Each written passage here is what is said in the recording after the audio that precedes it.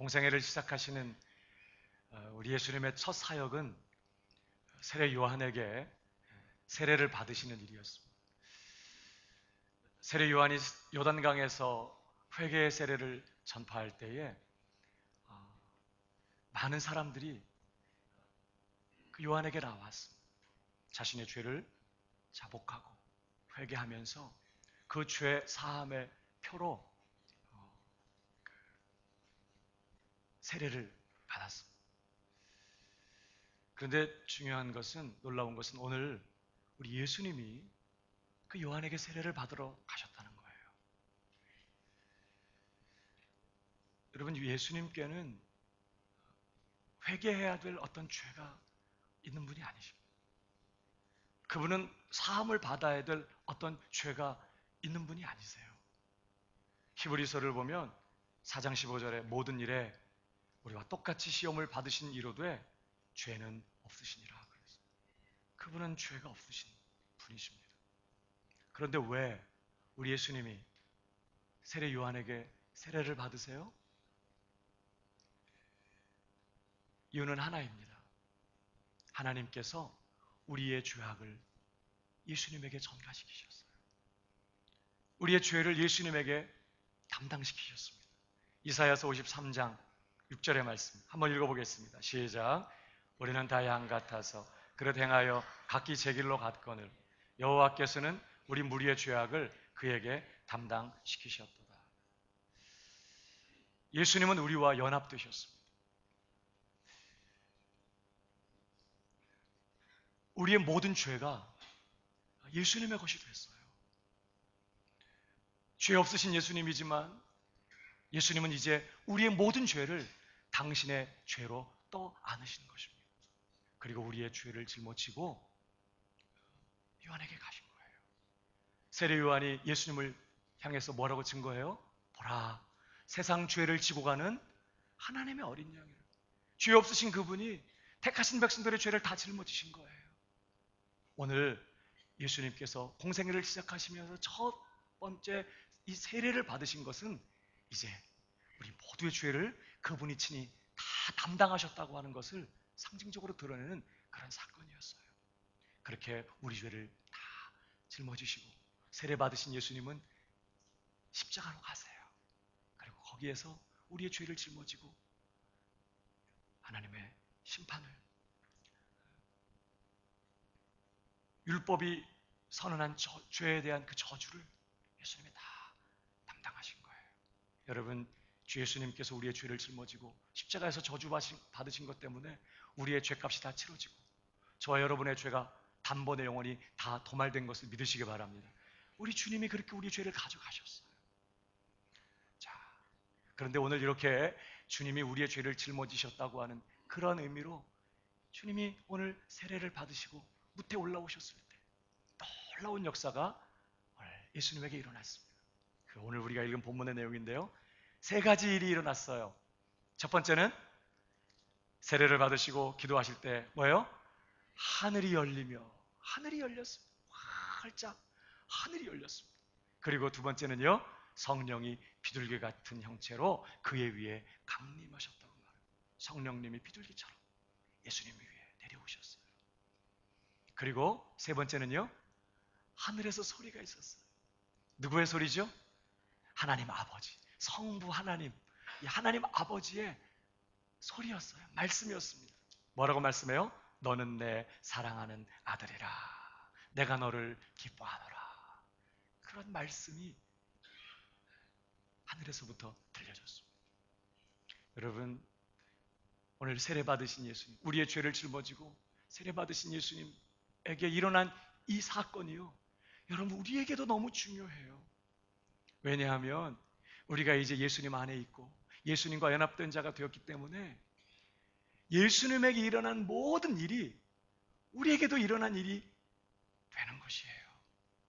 우리의 죄가 예수님의 것이 된 것처럼, 자, 우리가 주님과 연합됨으로 말미암아 아내가 남편하고 결혼하면 남편 통장이 내 통장 되고, 내 통장은 왜 머뭇거려요? 내 거예요? 남편. 이제 한 몸이 되면 남편의 전부가 내 것이고 내 전부가 남편의 것이 되는 것처럼 우리가 예수님 안에 거하게 되고 예수님과 연합하게 되면 내 모든 죄가 예수님의 것이 돼요. 그렇게 된 것처럼 예수님의 모든 것이 내 것이 되는 것이에요. 예수님의 십자가의 죽으심도 내 죽음이 되고, 예수님의 부활도 내 부활이 되고, 예수님의 완전한 순종도 나의 순종이 되고, 예수님의 완전한 의도 내 의가 되고, 예수님의 하나님의 아들의 권세도 나의 권세가 되고, 오늘 예수님께서 세례 받으신 후에 일어난 이 사건도 내게 일어난 사건이 되어버리는 것이에요. 왜? 우리가 예수님 안에 있기 때문에. 그러므로 오늘 2017년도를 시작하면서 예수님 안에 있는 신자들은 오늘 이 예수님께 일어난 이 사건을 기억하고 오늘 우리 마음에 새기고 시작해야 돼요. 예수님 안에서 오늘 우리에게 세 가지 사건이 일어났어요. 첫 번째는 하늘이 열렸어요. 자, 한번 따라하겠습니다. 우리에게 하늘이 열렸다. 구약 성경을 보면요, 이스라엘 백성들이 하나님 앞에 죄를 짓고 범죄하게 될 때 하늘이 닫혔습니다. 이 하늘이 닫혔다는 것은 상징적인 뜻인데 하나님과의 교제가 끊어지는 거예요. 하나님과의 관계가 이제 단절되고, 그래서 백성들이 하나님 앞에 기도해도 하나님이 귀를 막고 듣지 않아요. 비도 내리지 않았다고 했어. 팔레스타인 땅은 하나님께서 이른 비와 늦은 비를 적당한 때에 내려주셔야 돼요. 율법에 보면 하나님의 말씀에 순종할 때, 백성들이 하나님의 계명에 순종하고 그 말씀을 따라 살아갈 때 하나님께서 이른 비와 늦은 비를 제때에 내려주시겠다고 하셨어요. 그런데 이스라엘 백성들이 하나님 앞에 범죄하고 불순종하게 될 때에 하늘이 닫혀요. 하나님 앞에 기도해도 응답이 없고 은혜와 축복의 문이 닫혀서 비도 내리지 않아요. 그런 일들이 있어요. 그런데 오늘 예수님께서 우리의 죄를 짊어지셨을 때, 오늘 그렇게 세례 받으시고 무태 올라오셨을 때 하늘이 활짝 열린 거예요. 여러분, 예수 그리스도 안에서 하늘이 열린 줄 믿으시기 바랍니다. 하늘이 열렸다는 것은 하나님과 이제 다시 관계가 회복됐다는 것을, 이제 하나님과 교제가 다시 회복되었고 은혜와 축복의 문이 다시 활짝 열리게 되었고 우리는 어느 때라도 하나님 앞에 나아갈 수 있는 문이 활짝 열렸다는 뜻이에요. 하나님이 문을 열었어요. 하나님이 열어놓은 문을 누가 닫아요? 하나님이 열었어요. 그래서 여러분, 히브리서에 보세요. 우리에게 있는 큰 대제사장인 예수 그리스도 때문에 우리에게 어떤 복이 임했는지 이렇게 이야기합니다. 히브리서 4장 16절 시작. 그러므로 우리가 긍휼하심을 받고 때를 따라 돕는 은혜를 얻기 위하여 은혜의 보좌 앞에 담대히 나아갈 것입니다. 사랑하는 여러분, 사면이 다 막힌 것 같은 상황이 올해도 있을 수 있어요. 우리가 예수를 믿고 하나님의 자녀가 되었기 때문에 이제 아무 문제 없고 아무 어려움 없는 거라고 성경은 이야기하지 않아요. 오히려 하나님의 자녀이기 때문에 안 당해도 되는 고난 당할 거라고 성경이 약속해요. 우리를 그 하늘에 간직한 하나님의 그 기업을 상속시켜 주시기 위해서, 그 기업을 잇기에 합당한 그런 자로 만드시기 위해서, 우리를 거룩하고 흠없고 책망할 것 없는 자로 하나님께서 우리를 완성시키시기 위해서 장차 나타날 그 영광을 위하여 오늘 고난을 주실 거라고 말씀했어요. 너희가 여러 가지 시험을 만나거든 기쁘게 여기라고 격려해요. 믿는 신자이기 때문에 어려움도 해결되고 있던 고난도 없어지는 게 아니라 오히려 반대라고 성경은 말해요. 하나님의 자녀가 되고 영광의 후사가 되고 그리스도와 함께한 후사이기 때문에 당하지 않아도 될 고난 우리에게 밀려올 거라고 성경은 그렇게 말했어요. 정말 앞뒤가 꽉 막힌 것 같고 사면 초가와 같이 정말 그렇게 막힌 그런 상황에서도 그러나 우리 꼭 기억할 것은 하늘이 열렸다는 거예요. 예수 그리스도 안에 있는 신자들에게는 하늘이 활짝 열려 있어요. 여러분, 그 하늘에 누가 계세요? 우리 기도 들으시는 하나님이 계세요. 이 모든 것 주관하고 계시고 이 모든 것 다스리고 계시고 이 모든 것 합력하여 선을 이루시는 바로 그 하나님이 거기에 계세요. 예수님께서 그래서 우리에게 기도를 가르쳐 주실 때에 내 곁에 계신 아버지요, 이렇게 기도하라고 해도 될 텐데 그냥 내 기도 들으시는 전능하신 아버지 이렇게 기도하라고 해도 될 텐데 뭐라고 기도하라고요? 하늘에 계신 우리 아버지요. 다 막혀도 앞뒤가 막히고 옆 좌우가 막히는 그런 상황에 있어도 하늘이 활짝 열려 있다는 거 기억하라는 거예요. 그 하늘에 너를 사랑하시는 아버지가 계신다는 거 잊지 말라는 거예요. 너가 기도하면 하나님이 들으시고 금대접에 담으시고 그리고 가장 좋은 것으로 응답하시는 그 아버지가 하늘에 계신다는 것 잊지 말고 어떤 순간 어떤 형편에도 열린 그 하늘 문 지나서 아버지 앞에 나아가라고 격려하는 거예요. 그뿐만 아니라 그 하늘 보좌 우편에 누구도 계세요? 우리를 사랑하사 우리를 위하여 자기 몸을 버리신 주 예수님이에요. 우리 죄를 위해서 친히 십자가 못 박혀 그 모든 죄 담당해 주시고 우리 모든 실수와 연약함 다 십자가에서 죄값 치러주신 바로 그 영원한 중보자 위대하신 대제사장이 보좌 우편에 딱 버티고 서서 앉으셔서 우리를 위해 간구하시는 그런 분이 거기 계세요. 그러니까 여러분 올해도 어려운 문제들이 있을 거예요. 파도처럼 이 문제 지나면 또 다른 문제가 올 것이고 도무지 내 힘으로 넘어갈 수 없고 내 힘으로 감당할 수 없는 정말 힘들고 어려운 상황들이 계속해서 우리의 삶에 밀려올 거예요. 밤에 잠을 자지 못하고 잠이 들지 않고 낮에 커피 마셔가지고 그러나 그런 때도 있지만 정말 마음이 힘들고 너무 마음이 어려워서 잠자지 못하는 그런 때도 있을 거예요.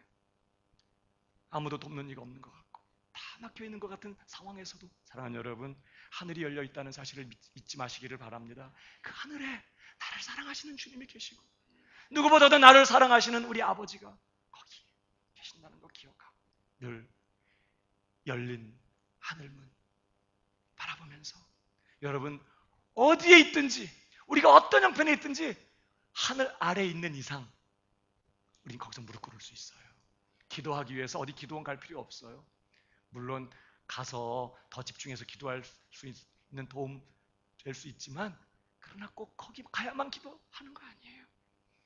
여기 이렇게 예배하는 자리에만 와야 하나님이 우리 기도 들으시는 거 아니에요.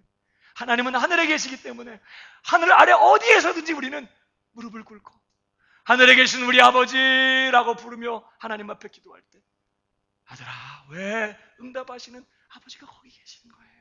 그러므로 올 한 해도 어떤 상황에서도 이 하늘이 열린 것 기억하고 담대히 그 위라심을 받고 때를 따라 돕는 은혜가 필요할 때는 언제든지 주저하지 말고 담대히 은혜의 보좌 앞에 달려가는 올 한 해가 되시기를 주님의 이름으로 축복합니다. 옆 사람에게 얘기해 주세요. 하늘문이 열렸어요. 네. 두 번째로 오늘 우리가 또 한 가지 기억해야 될 사건이 무엇입니까? 예수 그리스도 안에 있기 때문에 곧 내게도 일어난 사건이 무엇입니까? 그것은 바로 하나님의 성령이 내게도 임했다는 것이에요. 오늘 본문에 보니까 성령이 비둘기같이 형체로 그의 위에 강림하시더니 그랬습니다. 오늘 예수님께 하나님의 성령이 임하셨습니다. 여러분 이전과 이후의 예수님의 삶이 완전히 달라지세요. 이전에도 예수님은 하나님의 아들이셨어요. 그러나 이전에 예수님의 삶은 그냥 평범한 삶이셨어요.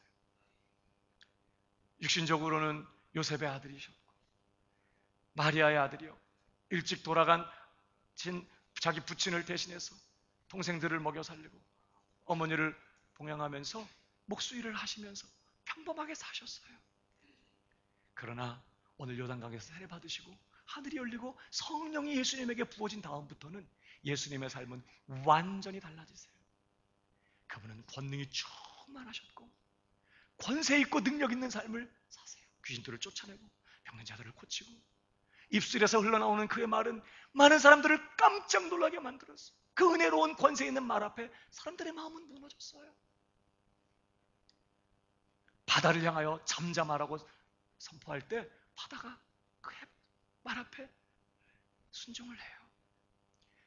예수님의 삶이 완전히 권능 있는 삶, 정말 능력 있는 삶이 됐어요. 오늘 예수님에게 임하신 이 성령님이 예수님을 그렇게 권능 있는 그런 삶을 사시도록 그렇게 하셨습니다.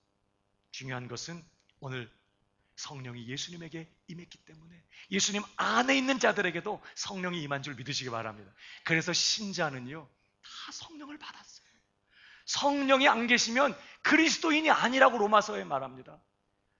누구든지 그리스도의 영이 없으면 하나님의 성령이 없으면 그리스도의 사람이 아니라고 했어요. 이 말은 모든 예수 믿는 신자 안에는 성령님이 와 계신다는 뜻이에요. 성령이 부어졌어요. 여러분, 성경은 이렇게 말합니다. 고린도후서 1장 22절 보세요. 그가 또한 우리에게 인치시고 보증으로 우리 마음에 성령을 주셨느니라. 우리가 하나님의 자녀가 되었으며 하나님이 영원히 우리를 버리지 않으실 것이며 그가 우리를 영화로운 자리까지 다듬어내시고 완성시키고야 마실 것이라는 것을 인치시고 보증으로 성령을 우리 안에 부으셨다는 거예요.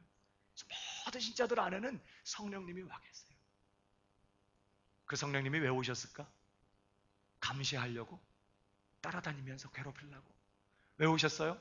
요한복음에 이미 예수님께서 그 성령님을 우리에게 소개해 주셨어요. 읽어볼까요? 14장 17절에 다 같이 시작. 그는 진리의 영이라 세상은 그 능히 그를 받지 못하나니 이는 그를 보지도 못하고 알지도 못함이라.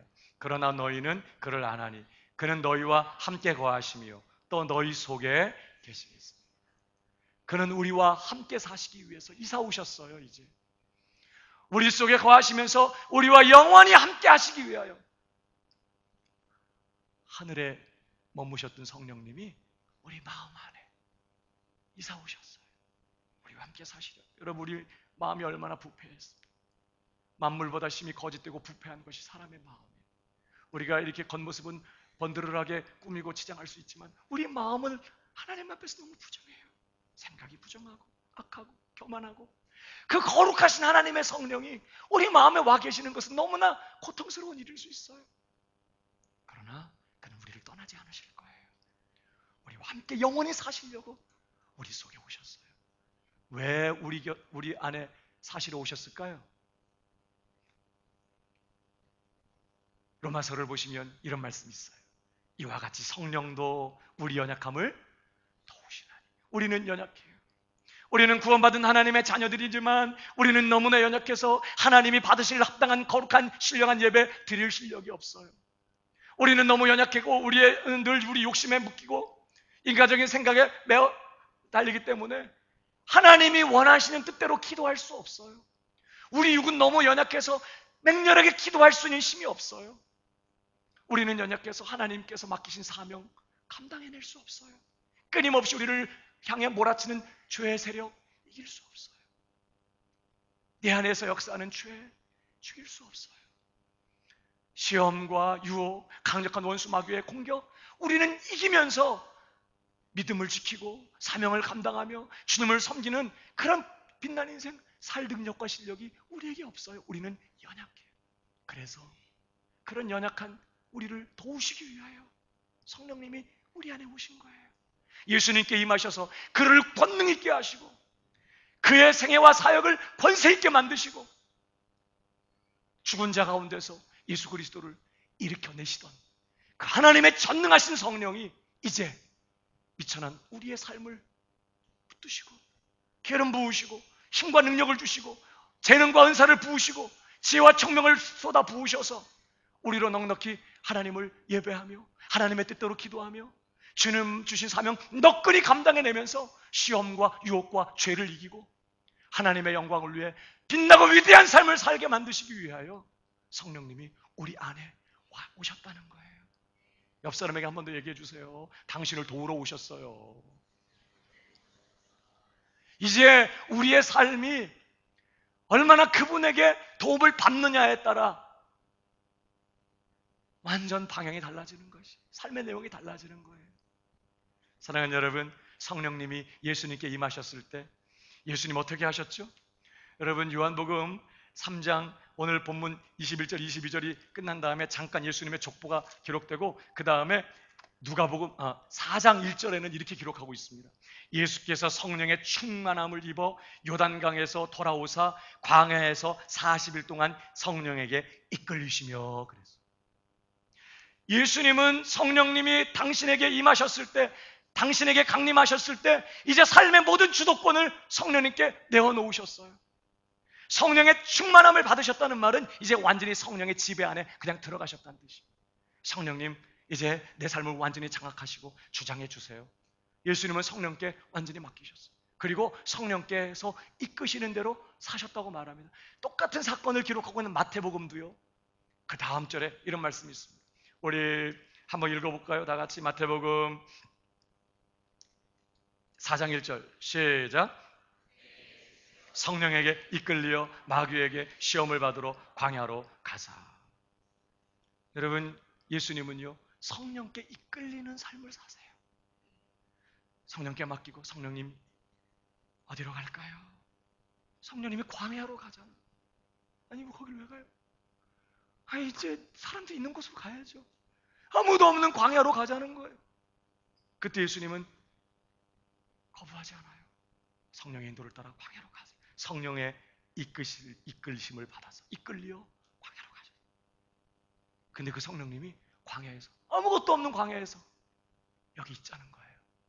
40일을 금식하면서 오직 아버지만 바라보며 기도하자고 그렇게 감동을 하시는 거예요. 그때 성령님이 왜 밥을 굶어요? 예수님이 왜 굶어야 돼요? 한 끼만 안 먹으면 손이 떨리는데 그렇게 하지 않으셨어요. 아멘. 성령님. 그리고 성령님의 이끄심을 받으며 40일을 금식하며 기도하세요.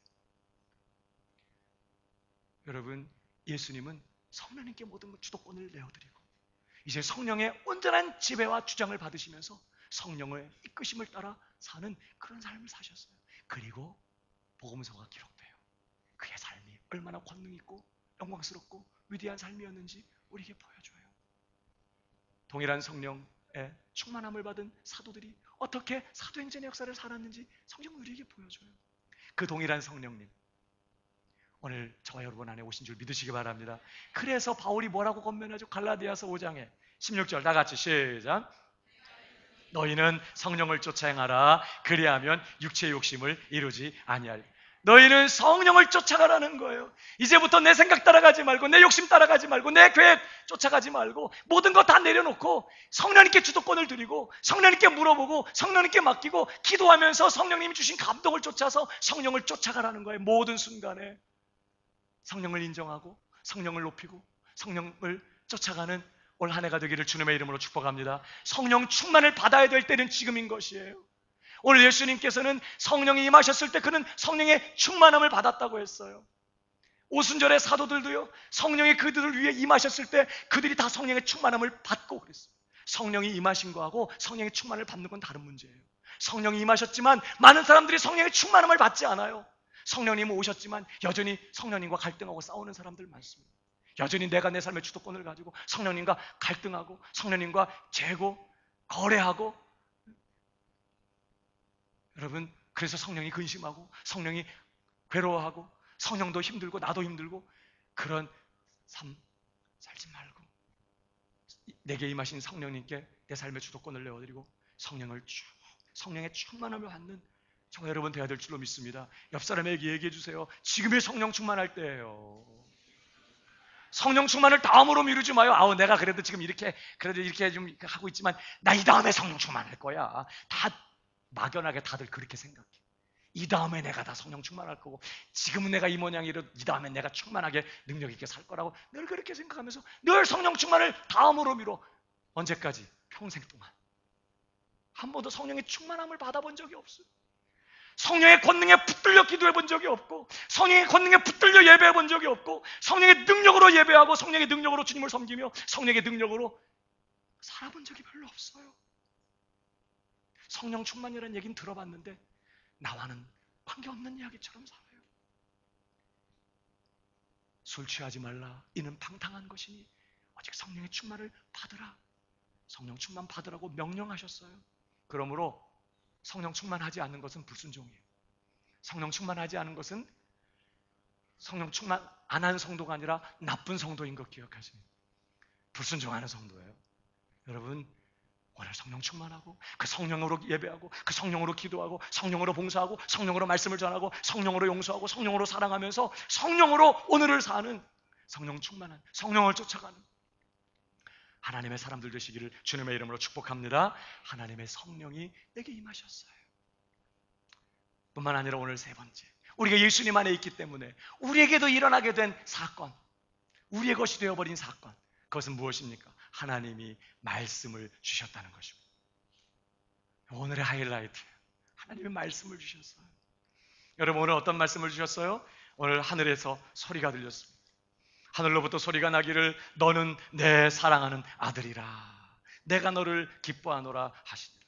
여러분, 공생애를 처음 시작하시는 날, 그동안에는 예수님이 감춰져 계셨어요. 그래서 예수님을 아는 사람도 그 동네 사람 몇 사람밖에 없었고, 예수님이 마귀도 예수님을 건드리지 않아요. 어디 있는지 몰라요, 마귀도. 또 뭐 박해자들이나 핍박자들이 예수님 미워하는 일도 없었어요. 예수님 평범한 삶을 사셨어요. 그러나 이제부터는 달라요. 하나님의 아들로서, 그리스도 메시아로서 이제 하나님의 말씀을 선포하시고 우리를 위하여 십자가의 길을 걸어가시는 그 예수님께 많은 어려움들이 있을 거예요. 원수 마귀가 이를 갈며 죽이려고 공격할 것이고, 많은 대적 반대자들이 예수님을 거스리고 반대하면서 미워하고 공격할 거예요.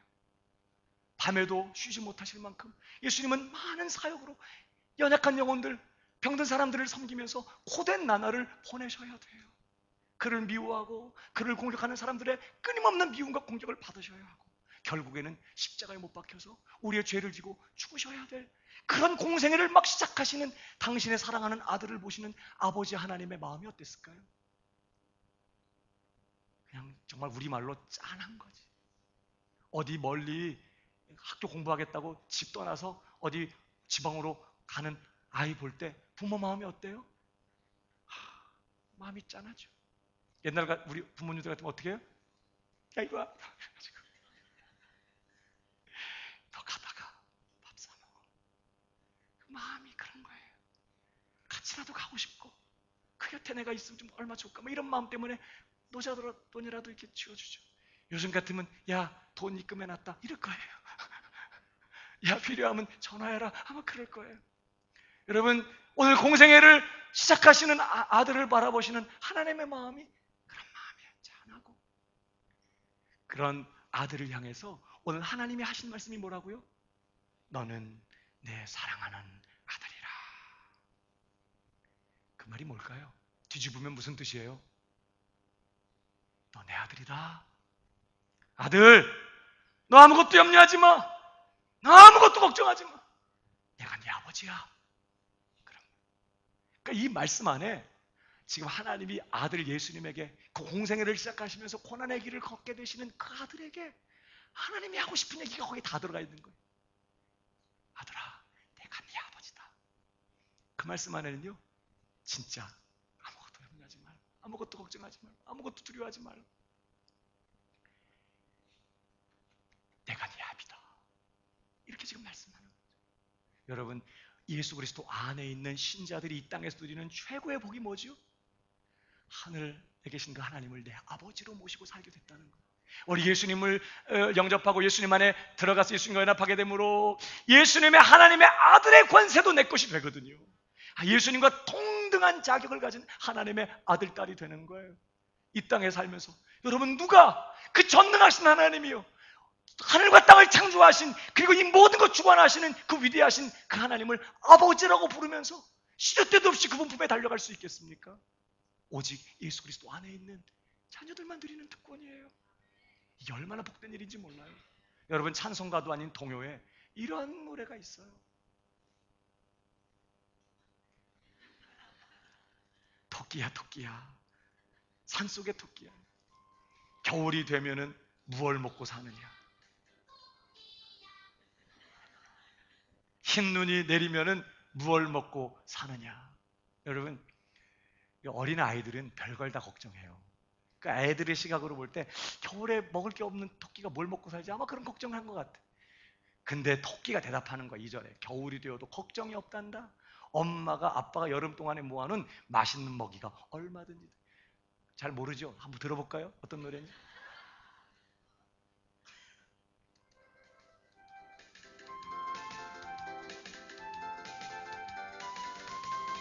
에코 줄이고.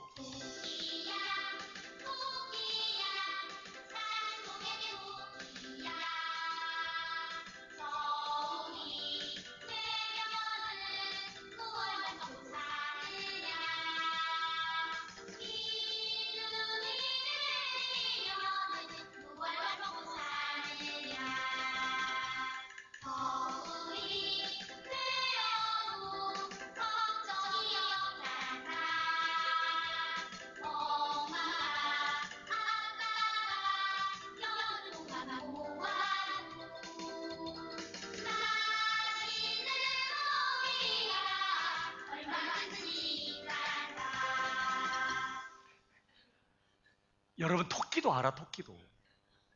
겨울이 와도 엄마 아빠가 모아놓은 먹을 게 얼마든지 있다는 걸 아는 거예요. 그래서 눈이 오고 겨울이 돼도 걱정을 안 해, 토끼들은. 하여튼 애들은 오지랖도 없지. 토끼가 뭐 먹나 걱정해도 토끼는 걱정을 안 해. 그러고 보면 우리는 토끼보다 믿음이 없죠. 예수님 뭐라고 말씀하세요? 뭘 먹을까 뭘 입을까 아무것도 염려하지 마. 일하지 말란 건 아니에요. 염려하지 말고 걱정하지 마. 하늘에 계신 너희 천부께서 이 모든 것이 너에게 있어야 될 거 다 아시고 들의 풀, 공중에 나는 새 다 먹이고 입히시는 하나님이 다 너희 먹이고 입힐 거니까 절대 걱정하지 마. 그러면서 너희는 먼저 그의 나라와 그의 의를 구하라. 그리하면 이 모든 것 너희에게 더하시리라. 서바이벌 모드로 살지 말고 미션 모드로 살라는 거예요. 사명 붙잡고 살면 생존에 필요한 모든 거 하나님이 다 책임져 줄 거니까 아무것도 염려하지 말고 사명에 집중해라. 지금 그렇게 주님 말씀하세요. 여러분, 하나님이 누구세요? 전능하신 분이세요. 이 모든 것 주관하시는 분. 그분이 우리 아버지십니다. 근데 오늘 바로 그 하나님이 지금 뭐라고 말한다고요? 아들아, 아무것도 염려하지 마라. 아무것도 걱정하지 마라. 내가 네 아버지다. 얼마나 놀랍습니까? 여러분, 제가 요즘 기도할 때 또 말씀을 준비하고 사역을 사실 요즘 100일 기도하면서 매일같이 말씀 준비하고 매일같이 설교하고 어떤 때는 몸도 피곤하고 마음도 눌리고 영적으로 부대낄 때가 있어요. 그럴 때 하나님께서 제 마음에 주시는 마음이 있어요. 아들아, 쫄지 마. 내가 네 아버지야. 그런 마음을 주세요. 그럴 때 제가 얼마나 좋은지 몰라요. 걱정하지 마. 아무것도 염려하지 마. 내가 네 아버지다. 너 내 아들이야. 그럴 때 얼마나 마음의 위로가 되고 힘이 되는지요. 여러분, 올 한 해 여러분의 삶에 어려운 일들이 있겠지만 여러분 이 말씀 꼭 기억하세요. 옆 사람에게 얘기해 주세요. 쫄지 마요. 하나님이 당신 아버지예요.